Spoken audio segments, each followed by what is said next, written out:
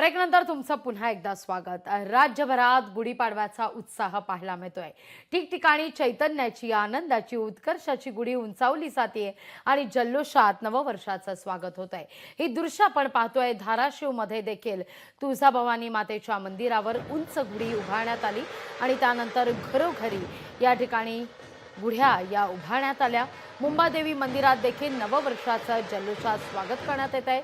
सकाळी आरती सुद्धा संपन्न झालेली आहे। विशेष पूजा या निमित्ताने बांधण्यात आलेली होती। तर उज्जैन मधल्या मंदिरातही, महाकालेश्वर मंदिरातही नववर्षानिमित्ताने भस्मारती संपन्न झालेली आहे। पंढरपूर मधल्या सावळ्या विठुरायाचं रूप सुद्धा गोजीरवाणं आणि तितकंच लोभस पाहायला मिळतंय। फुलांची या ठिकाणी आरास करण्यात आलेली आहे आणि त्यामुळे विठ्ठल रुक्मिणीचं रूप अधिकच खुलून दिसतंय। तर वैष्णव देवी मंदिरात ही फुलांची सजावट आहे। सकाळपासूनच या ठिकाणी भक्तांची रीघ आहे, कारण हिंदू नववर्ष सर्वत्र उत्साहात जल्लोषात साजरं होत आहे।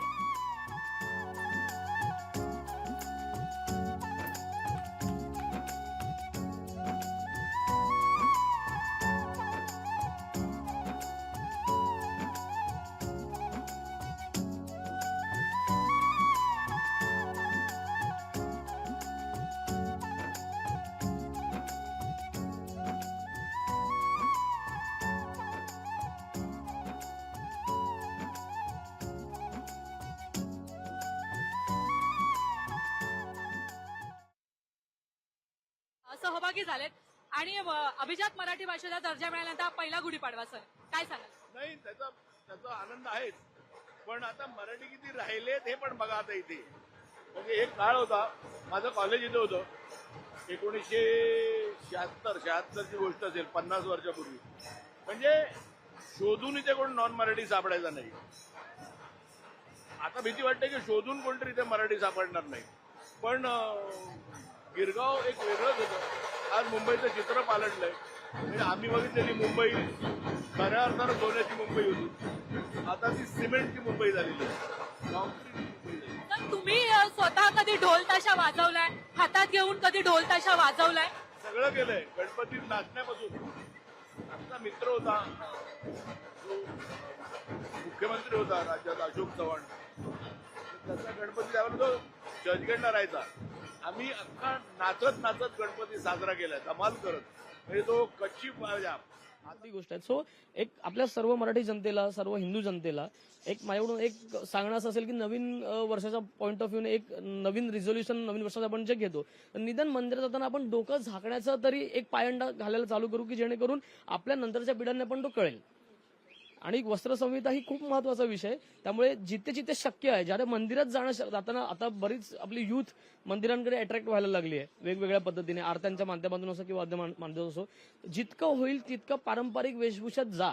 सदरा लिंग घालणं हे कोणासाठी जड नाही असू शकत, माझं तरी हे। आता आपण जर आपल्या पारंपरिक वेशभूषेला प्राधान्य दिलं तर ती वाचणाऱ्यांतर ती टिकणार आहे।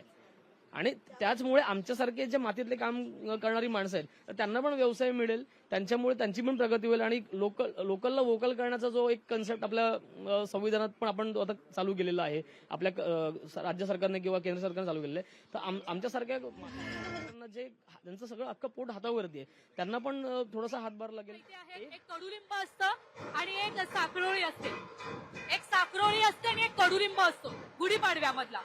तर तुम्हाला असं काय वाटतं, आपल्या मराठी सिनेसृष्टीतला साखरोळी कोण आहे? काय कोण आहे? साखरोळी जी साखरोळी असते। आता खूप आहेत आता पाखरुळी, जे पॉलिटिकली विचारतेस का सिनेमात? सिनेमातले पाखरुळी खूप आहेत आता, चांगले चांगले। निपुण धर्माधिकारी आहे, नागराज मंजुळे आहे, प्रसाद ओक आहे। लोकशाही मराठी ऐका, पहा, जागरूक रहा।